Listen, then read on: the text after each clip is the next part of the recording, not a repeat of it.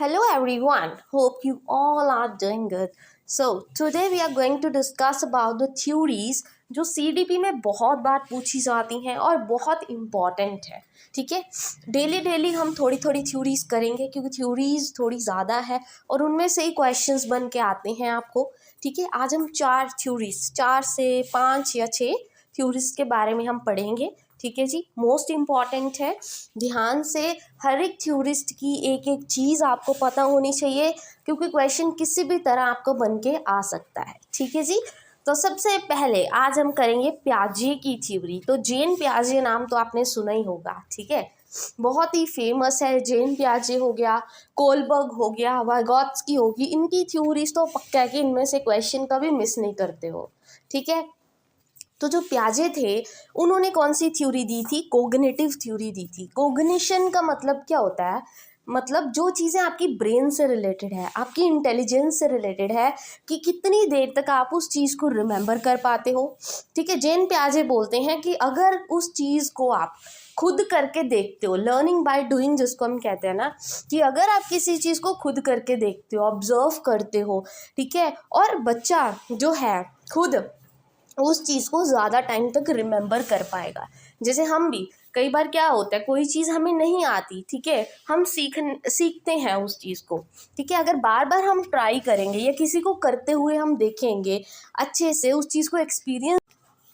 ठीक है जी, प्याजे ने क्या किया, जितनी भी थ्योरीज थी जो आपके माइंड से रिलेटेड है, बच्चे की कोग्निटिव डेवलपमेंट से रिलेटेड है, ताकि बच्चा क्या है उस चीज़ को रिमेंबर कर पाए, बच्चे की रीज़न आउट करने की जो क्षमता है वो बढ़े. ठीक है, बच्चा लर्निंग बाय डूइंग करे, खुद करके देखे फिर सीखे. ठीक है, उन्होंने क्या है स्कैमास की बात की थी. स्कैमा क्या होता है? 4 चीज़ों की बात की थी. मतलब मोस्टली क्वेश्चन में ये वर्ड्स हाईलाइट जैसे होते हैं ना, एक तरह से आपको पता लग जाता है कि हाँ ये वर्ड इस थ्योरी में है तो हमें पता है कि ये थ्योरी आएगी. ठीक है, तो 4 चीज़ों की उन्होंने बात की थी. अडेप्टेशंस की बात की थी 4. सबसे पहले स्कैमा. स्कैमा क्या होता है एक्चुअल में कि जो आपका एक्चुअल बिहेवियर है, हर एक जो पर्सन है वो अलग होता है, उसका बिहेव करने का तरीका हर एक सिचुएशन में अलग होता है. कोई किसी सिचुएशन में बहुत शांत रहता है, कोई किसी सिचुएशन में बहुत भड़क जाता है. ये होता है बिहेवियर. हर एक बंदे का क्या है अपना स्कैमा होता है, अपनी नॉलेज होती है. ठीक है, जैसे आपको कोई नॉलेज है किसी चीज़ की, ठीक है, वो है आपका स्कैमा. फिर आप उसको असिमिलेट करोगे. कहने का मतलब कि जैसे मैंने आज कोई चैप्टर पढ़ा, ठीक है, फिर मतलब वो चैप्टर मैं पहले भी पढ़ चुकी थी बट मैंने शॉर्ट में पढ़ा हुआ था. आज मेरे टीचर ने बहुत ही ब्रीफली उस चैप्टर को पढ़ाया और मेरी जो वो प्रीवियस नॉलेज थी ना, आज मेरी काम आ गई. मुझे छोटी छोटी डेफिनेशंस ऑलरेडी पता थी. वो क्या हो गया? असिमिलेशन. जब हमारी प्रीवियस नॉलेज आज में प्रेजेंट में काम आ जाए, उसको क्या बोलते हैं हम? असिमिलेशन. समझ आ गया? फिर आते हैं अकोमोडेशन. अकोमोडेशन क्या होता है? मॉडिफिकेशन. कि जैसे मेरे टीचर ने पहले कुछ और पढ़ाया था और आज जो टीचर है वो कुछ और पढ़ा रहा है, और कहीं भी जो मेरी पुरानी नॉलेज है कहीं पे काम नहीं आई, तो मुझे क्या करना पड़ा? अपनी पुरानी नॉलेज छोड़ के उस नई को अपने माइंड में फिट करना पड़ा. वो होता है अकोमोडेशन. कि मतलब मेरी पुरानी नॉलेज काम नहीं आ रही, अब मैंने क्या करना है? उस नई नॉलेज को गेन करना है. ठीक है, फिर उससे क्या हो जाएगा? इक्विलिब्रेशन. मतलब बैलेंस आ जाएगा. ठीक है, बैलेंस आ जाएगा प्रॉपरली. वरना क्या होगा? डिसइक्विलिब्रियम आ जाता. अगर मेरी प्रीवियस नॉलेज काम ही नहीं आ रही कहीं पे, तो वो क्या, एक डिसइक्विलिब्रियम हो जाता, मतलब नॉन बैलेंस हो जाता. बट अब इक्विलिब्रेशन आ गया, मतलब प्रॉपर बैलेंस हो गया कि जो मैं पढ़ रही हूँ उसमें मैंने मॉडिफिकेशन किया और मैंने वो भी नई चीज़ एक सीखी. ठीक है, I hope this points are clear.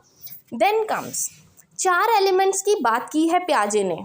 ठीक है, ये एलिमेंट्स कई बार पूछे गए हैं. मैच्योरेशन, एक्सपीरियंस, कि बच्चा एक्सपीरियंस करके सीखता है, जैसे जैसे मेच्योर होता है वो सीखता जाता है. सोशल इंटरैक्शन से सीखता है, मतलब सोसाइटी में बातचीत करके कम्युनिकेट करके सीखता है. एंड इक्विलिब्रिएशन, जब बैलेंस आ जाता है, ठीक है, उसके बिहेवियर में, उसकी नॉलेज में. I hope this is clear. Now come stages of development. प्याजे की कितनी स्टेजेस है डेवलपमेंट की? 4 स्टेजेस हैं प्याजे की डेवलपमेंट की। कौन सी है? SPCF, that is sensory motor, pre operational, concrete operational and formal operational. अब वन स्टेज हम अच्छे से करेंगे, समझेंगे। सेंसरी मोटर होती है जब बच्चा छोटा होता है, दैट इज 0 to 2 ईयर्स की बात की गई है। Pre operational 2 to 6 years, concrete operational 6 to 12 years और 6 to 11 ईयर्स यू कैन। और फॉर्मल ऑपरेशनल क्या आ जाती है आपकी? अडोलेसेंस आ जाती है, दैट इज 11 to 18 अबव। ठीक है, तो पहले सेंसरी मोटर, नाम से ही पता लग रहा है सेंसरी मतलब जब आपकी जो सेंसेस है वो काम करती हैं, बच्चा किसी चीज़ को टच करके, फील करके, ठीक है, सीख सकता है, वो होती है सेंसरी मोटर स्टेज। अभी बच्चा छोटा है, बच्चा स्मेल करके, ठीक है, बच्चा उस चीज़ को टच करके सीख सकता है। ऑब्जेक्ट परमानेंस आ जाती है बच्चे में, कि बच्चे ने जैसे कोई बॉल देखी तो उसके दिमाग में फिट हो गई कि ये बॉल है, बॉल ऐसी दिखती है, बॉल राउंड होती है। बच्चे ने कैट देखी, उसको पता है कैट म्यू म्यू करती है, ठीक है, उसकी टेल होती है, बच्चे को पता लग गया।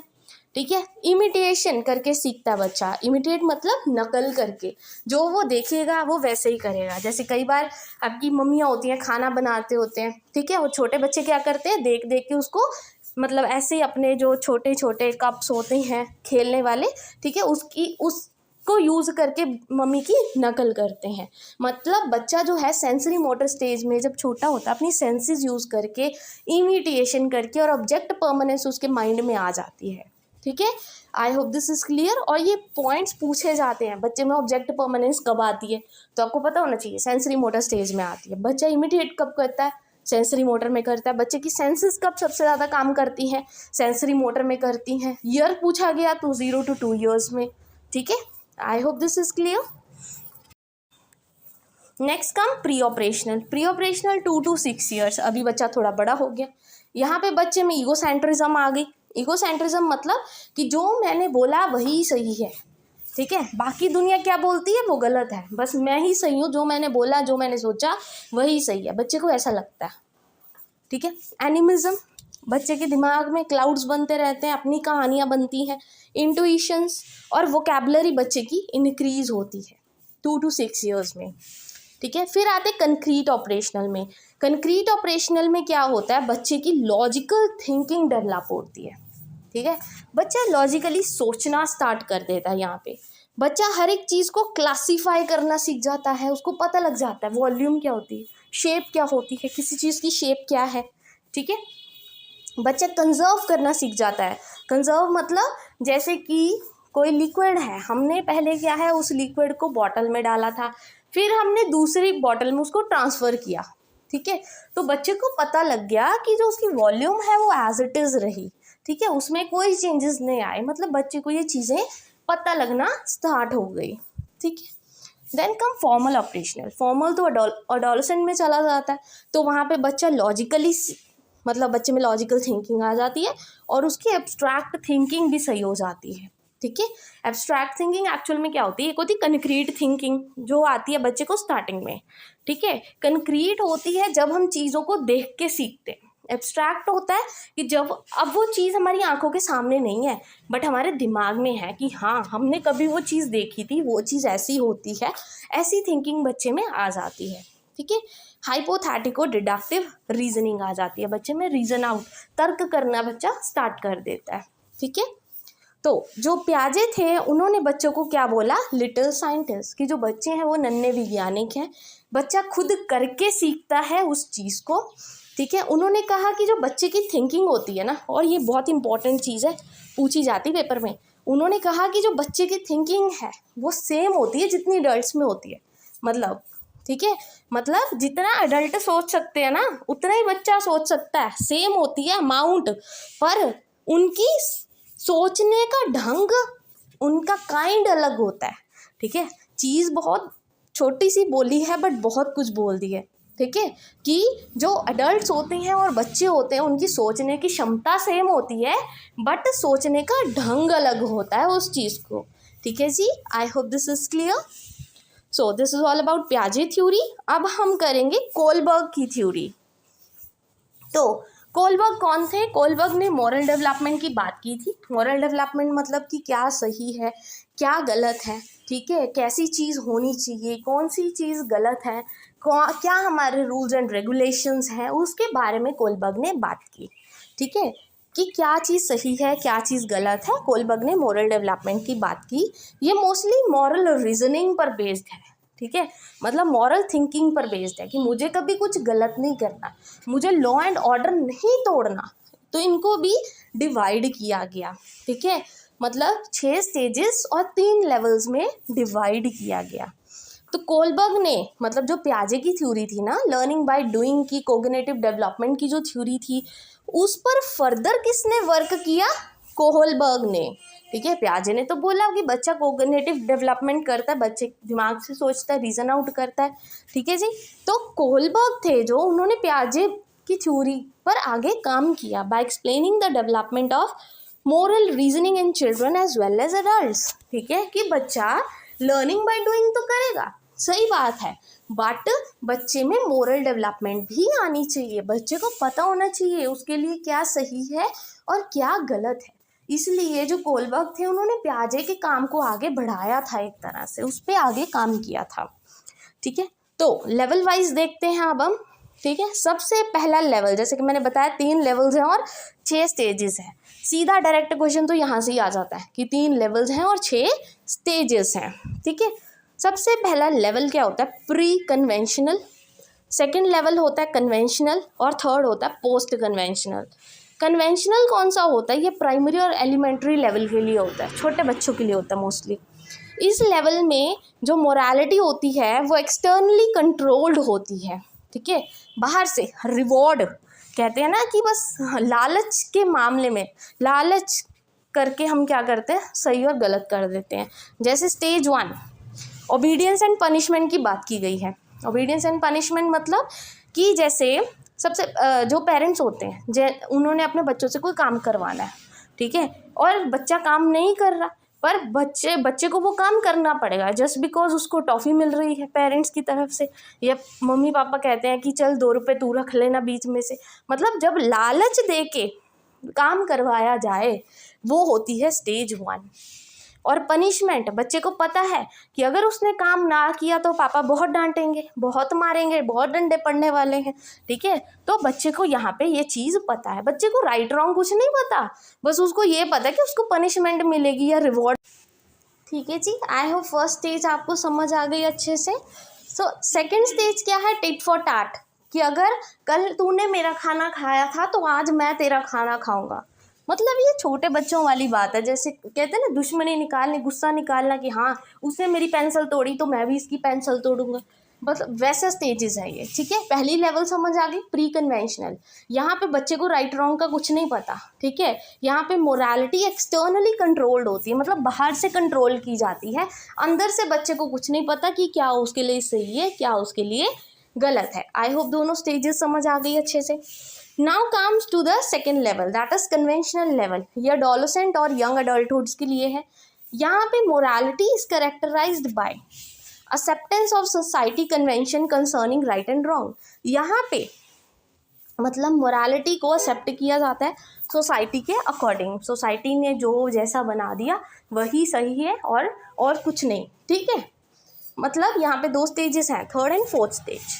थर्ड स्टेज में good boy good girl stage है, मतलब यहाँ पे कोई बॉय है या चाहे कोई गर्ल है, वो क्या करता है, हमेशा अच्छा काम करता है ताकि उसको सामने वाला अप्रिशिएट करे कि तुम बहुत गुड बॉय हो, बहुत गुड गर्ल हो, ठीक है, तुम बहुत समझदार हो, मतलब वो प्रेज चाहता है बदले में, ठीक है।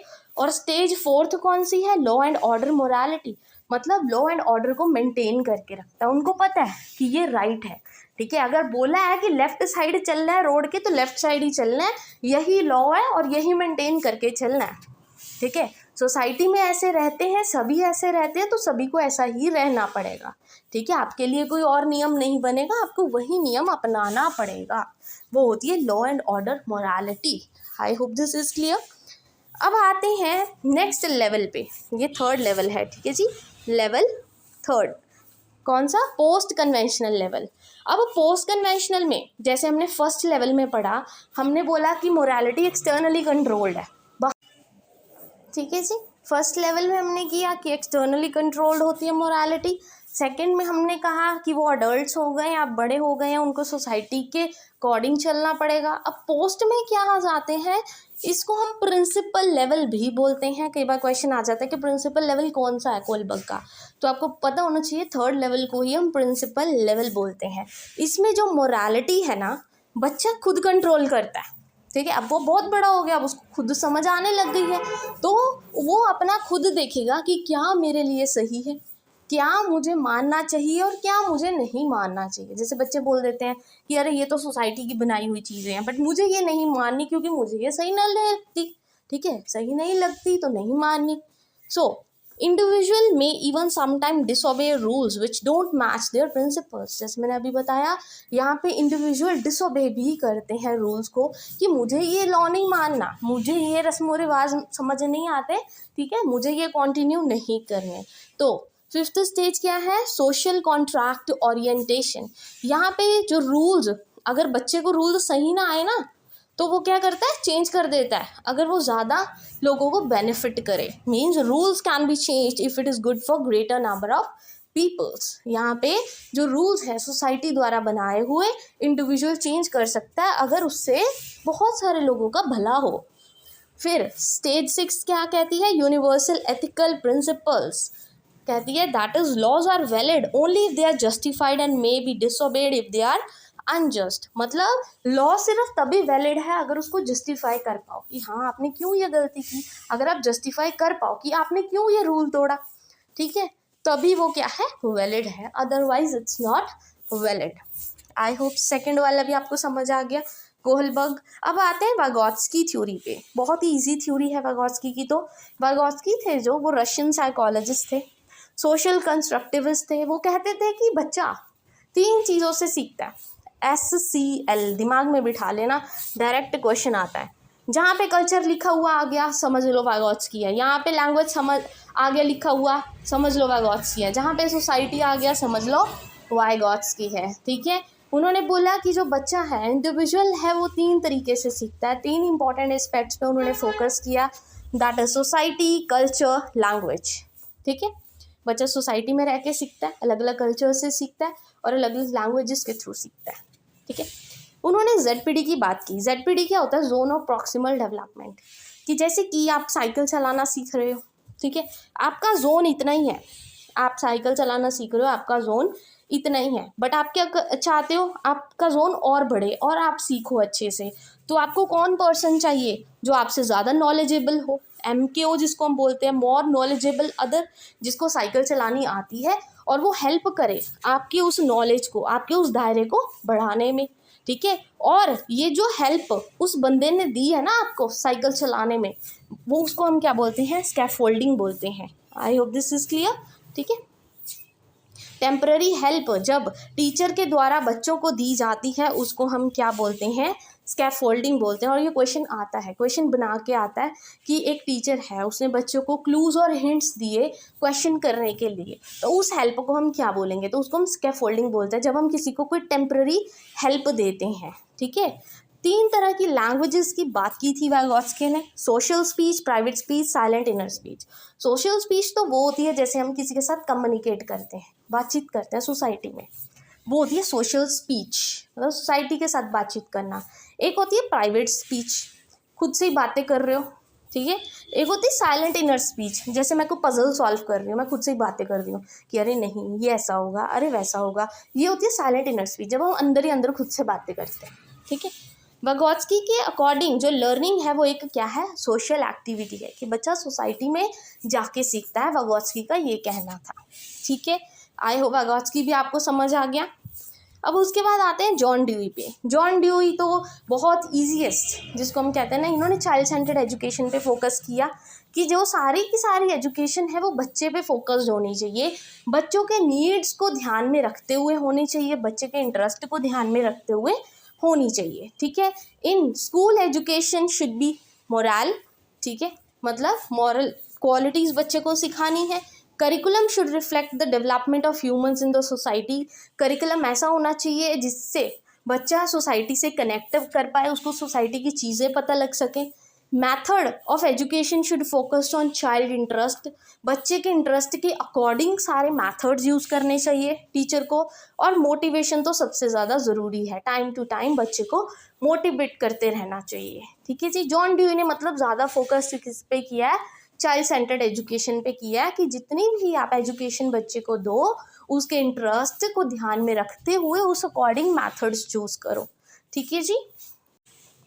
Next come Froebel. जो फ्रॉबेल थे, सिंपल सा क्वेश्चन आता है कि किंडरगार्टन का कंसेप्ट किसने दिया था, फ्रॉबेल ने दिया था। किंडरगार्टन में मतलब बच्चे को प्ले वे मैथड के थ्रू अगर आप पढ़ाते हो तो बच्चा ज़्यादा इजीली सीखता है। ठीक है जी। फिर आते हैं होवर्ड गार्डनर। होवर्ड गार्डनर तो मोस्ट इंपॉर्टेंट है, हर बार कोई ना कोई क्वेश्चन आ ही जाता है इसमें से। होवर्ड गार्डनर बहुत ही ज़्यादा समझदार थे। ठीक है जी। इन्होंने कौन सी थ्योरी दी थी, मल्टीपल इंटेलिजेंस थ्योरी, क्योंकि इनका मानना था कि जो हर एक बंदा है, हर एक इंडिविजुअल है, उसमें अलग अलग तरह की इंटेलिजेंस होती है। कोई गाने गाने में अच्छा है, कोई आर्ट एंड क्राफ्ट में अच्छा है। ठीक है जी। कोई मतलब बहुत ही फिजिकल एक्टिविटीज़ में ज़्यादा अच्छा है, कोई डांसिंग वगैरह में ज़्यादा अच्छा है। मतलब ऐसा नहीं है कि हर एक बंदे में एक ही इंटेलिजेंस होती है। इनका मानना है कि मल्टीपल इंटेलिजेंस होती है, इसलिए इन्होंने होवर्ड गार्डनर ने कौन सी थ्योरी दी, मल्टीपल इंटेलिजेंस थ्योरी दी। और उन्होंने कितनी तरह की इंटेलिजेंस की बात की थी, 8 तरह की इंटेलिजेंस की बात की थी।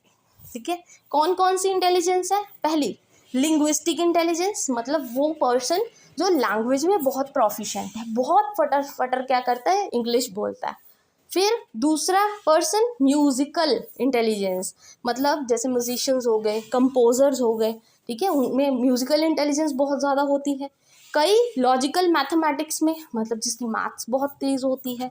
ठीक है। स्पेशियल इंटेलिजेंस होती है कईयों में, जैसे आर्किटेक्ट हो गए, डिज़ाइनर्स हो गए, आपके इतने इतने बड़े बड़े घर बनाते हैं, वो डिज़ाइन करते हैं, कितना माइंड शार्प होगा उनका, कितने इंटेलिजेंट होंगे वो। ठीक है। फिर 5th तरह की इंटेलिजेंस कौन सी है, बॉडीली काइनेस्टिक, मतलब जो स्पोर्ट्स पर्सन होते हैं, फिजिकल एक्टिविटीज़ जिनकी बहुत अच्छी हैं, बहुत एक्टिव होते हैं। फिर इंटरपर्सनल, इंटरपर्सनल होता है जब आप क्या करते हो, इंटरपर्सनल जब खुद से बातें करते हो, और इंट्रापर्सनल जब दूसरों से बात, ये उल्टा हो गया। ठीक है, इसमें कंफ्यूज मत होना, ये उल्टा है।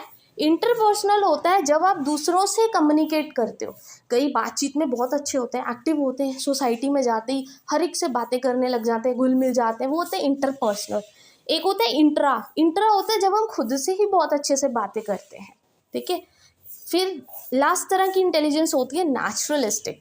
नेचुरलिस्टिक मतलब जो नेचर को अप्रिशिएट करें, कि कितने अच्छे पेड़ पौधे हैं, कितने अच्छे प्लांट्स हैं, कितने अच्छे एनिमल्स हैं, कितने अच्छे बर्ड्स हैं।